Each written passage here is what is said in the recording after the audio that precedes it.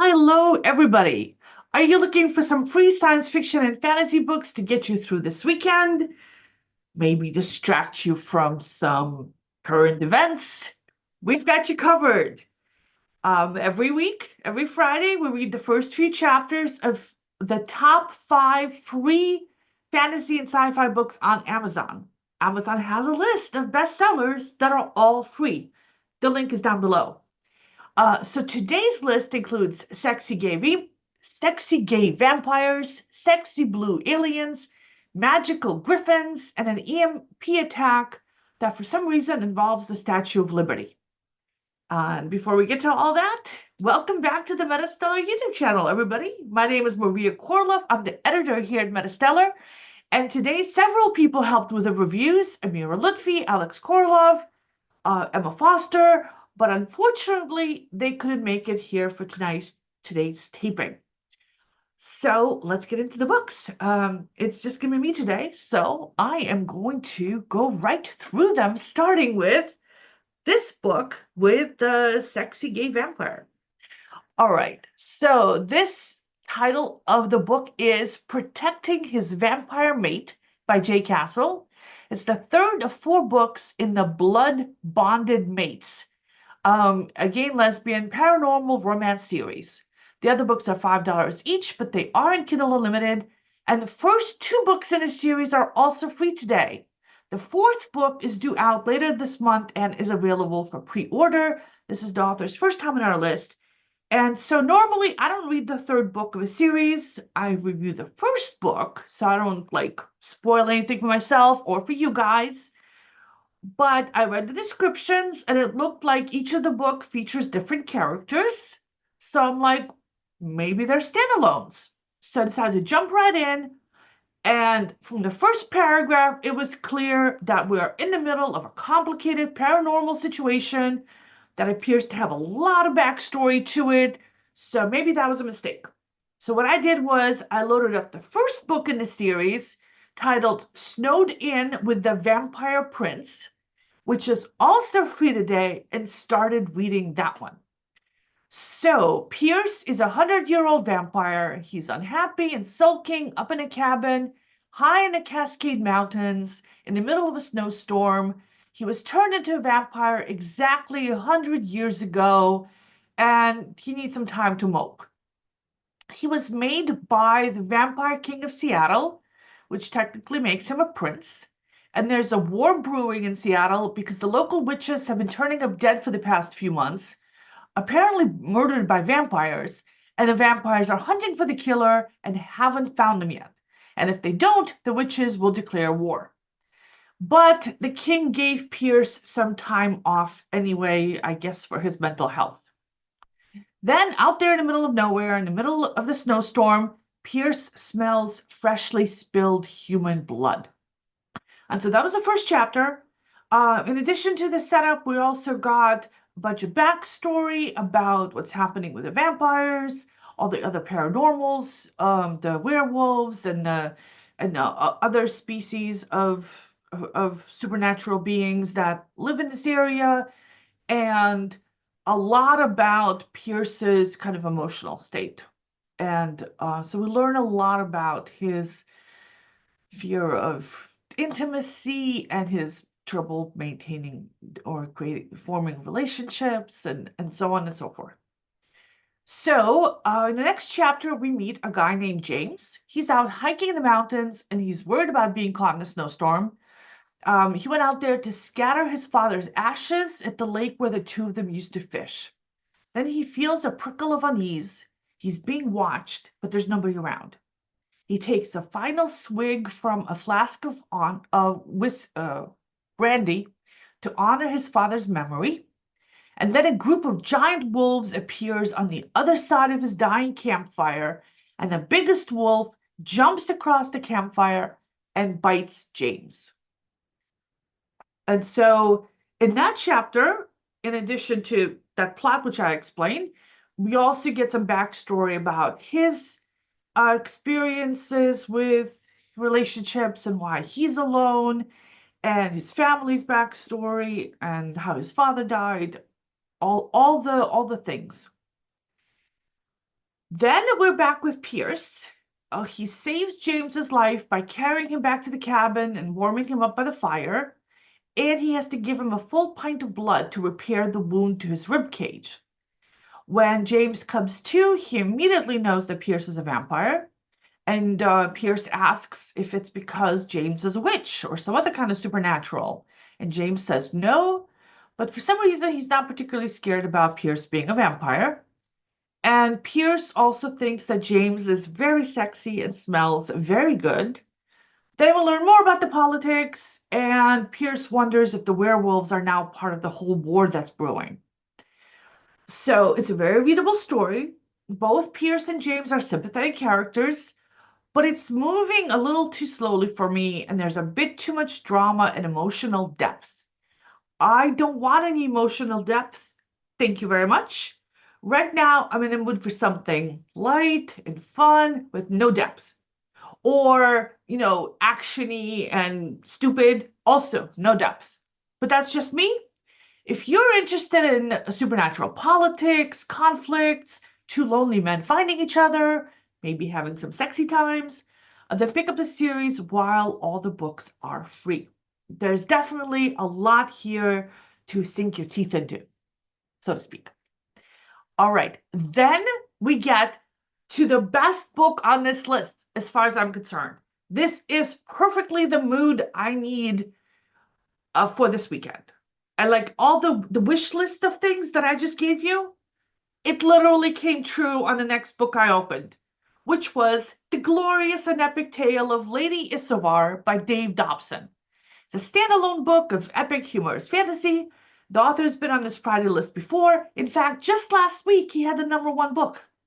So, yeah. This is totally up my alley. There's action, there's humor, everything I need. So, Lady Isovar has been working on her extra heroic bellow laugh and has a chance to use it right on the opening page when she holds a miscreant against the wall, her mail-covered hand around the thief's neck. She's about to kill him, not with her axe because he's not worthy, but with a knife she normally uses to clean gristle from her teeth, when her squire interrupts her to remind her that she's vowed to show mercy on the 4th day of each week. And the thief is a little confused and starts to explain that it's the 2nd day, and the squire pokes him in the side and gives him a meaningful look, and the thief shuts up. And then Lady Isovar makes the thief promise never to steal goats again, which again confuses the thief a little bit, but with a little prompting, he agrees to it. And then she threatens him a little bit more and lets him go. So the thief agrees to all her conditions, and she kicks him out of the tavern. And as he's leaving, he's trying to explain that it's his tavern. And I'm thinking, I don't think that guy was actually a thief. Meanwhile, Lady Isovar is very proud of her heroism. She hefts her axe and surveys the room, and then it's time for the striding. She enjoys striding and is very good at it. And then in the next chapter, we switch to the squire's point of view. While she strides out of the tavern, he hangs back, and he pays the barmaid for all the tables, walls, and chairs that she broke. Then he asks whether there's any bandits in the area, preferably far from any civilians, or maybe a death cult. Anything to keep Lady Isovar occupied and away from people. Then one of the patrons tells him about an old monk's tower where dark figures with claws like razors have been showing up at night. I love this beginning. This is exactly what I wanted. This fits my mood perfectly. It's a fun read. It's very humorous. It reminds me of Terry Pratchett, who's my all-time favorite author. And so this is now at the top of my reading list. I was in the middle of a space opera series, but I'm putting that aside because it's getting a little dreary. I'm on book 9 or something. And I'm going to read this book here this weekend. Okay, next, a little bit more magical fantasy. We have the Griffin Series by Stacey Rourke. It's a box set of all 4 books in the Gryphon, a young adult urban fantasy series. The other books are $4 each. I don't know why I said that, because all the books are in this list. Okay, so Emma read this for us. That's E.S. Foster. And she says that the story starts with a girl trapped in the clutches of a dragon. The dragon is squeezing the life out of her with its claws. And the girl, Celeste, can't help but think about how she ended up there. And she remembers how she and her family left Michigan for a tiny town in the Appalachian Mountains. And she also has a vision of a girl walking up to a griffin and pledging her loyalty to it after her village was destroyed. And all of this happens as she's dying. Then the story cuts back to when Celeste first arrived at her grandmother's house with her siblings, and a giant lightning bug comes at her and she runs into the house. Then we learn a bit more backstory about Celeste and the siblings and how she's about to go away to college, but she wants to relax for the summer until then. And then she goes into her grandmother's garage and finds a sculpture of a griffin, and a mechanical booby trap shoots out and pricks her finger, and she feels an odd sensation, but doesn't think much of it. Later on, her truck gets a flat tire, and she has to walk to the auto repair shop on foot and then wheel the tire home. And along the way, a man stops by and offers her a ride. And then, while she's changing her tire, a strange bird perches in a tree and watches her. And then it swoops down in a huge glowing trail near her head, just like the lightning bug did before. And Celeste has this urge to follow it. So she drives to the mountains, where she finds the bird again, and this time it comes towards her and begins glowing and transforms into a woman.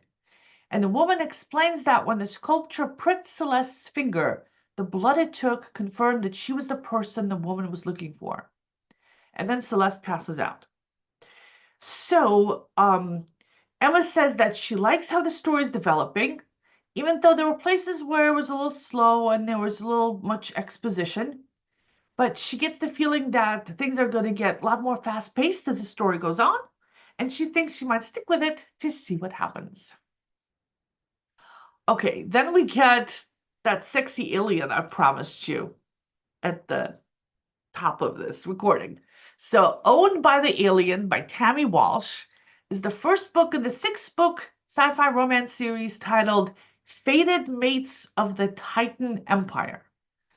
And the other books are $4 each, but they're all in Kindle Unlimited, and the author has been on our list before.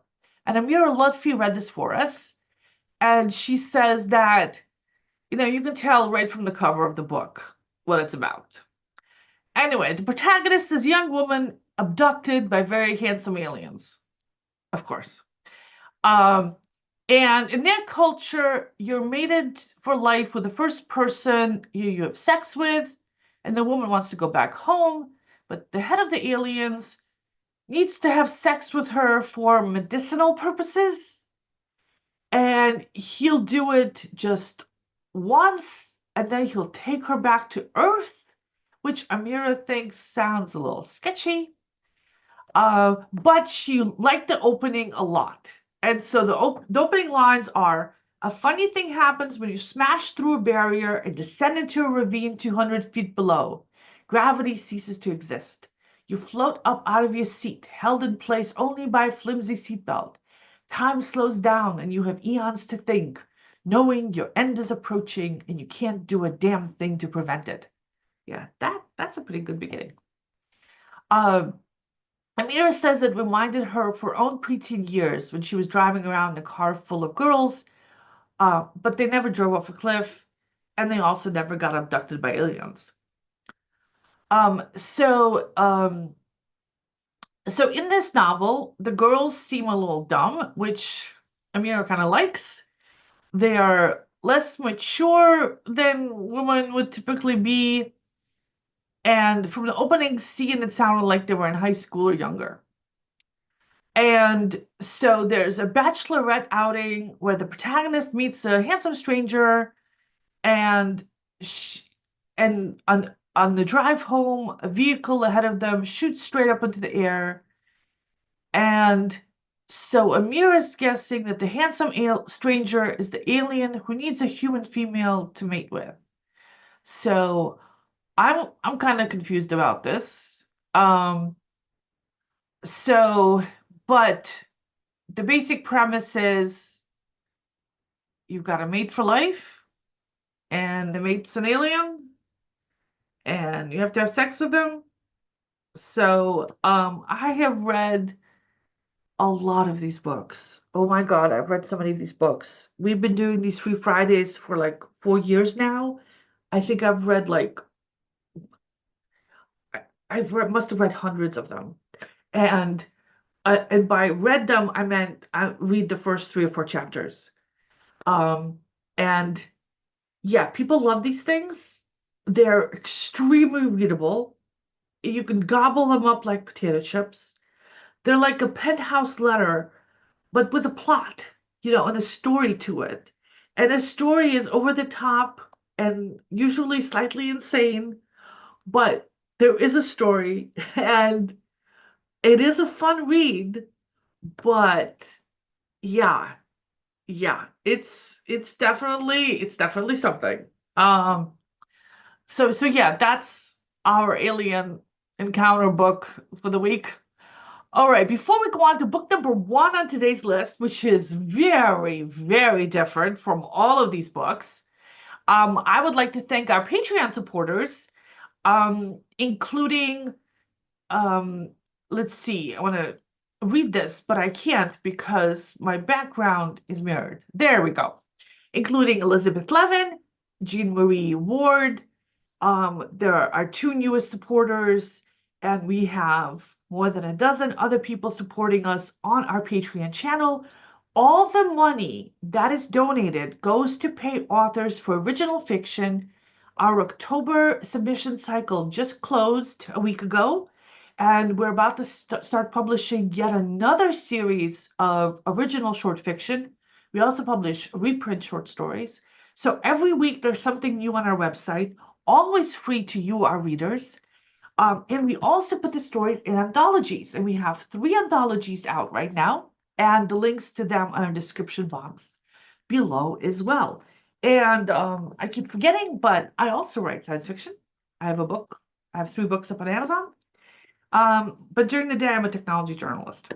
Okay, and we're all volunteers. So me and all the other editors, there's like a couple of dozen people working on MetaStellar and several dozen more who judge and who help out with the free Fridays and all the other stuff we do.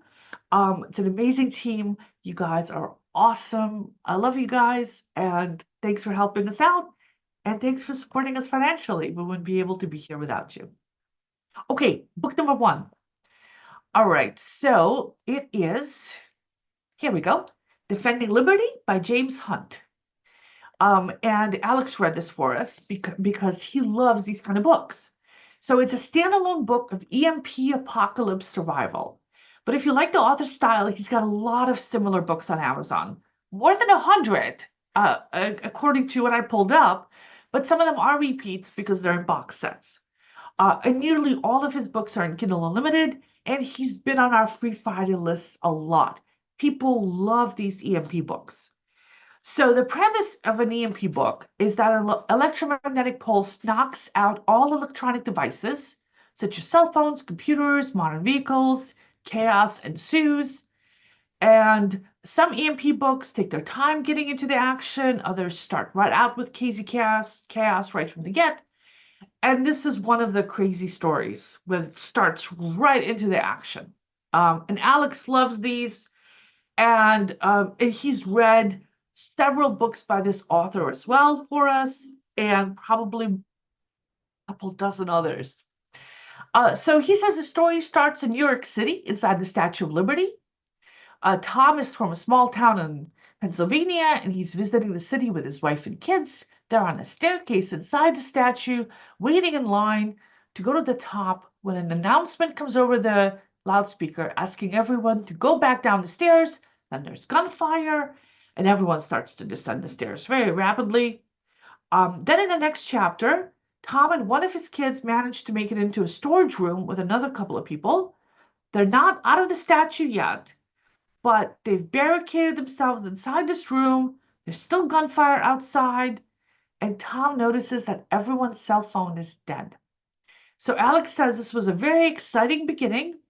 It's more fast-paced than most EMP books he's read, which he enjoyed, and so he's going to keep reading to see how this one goes.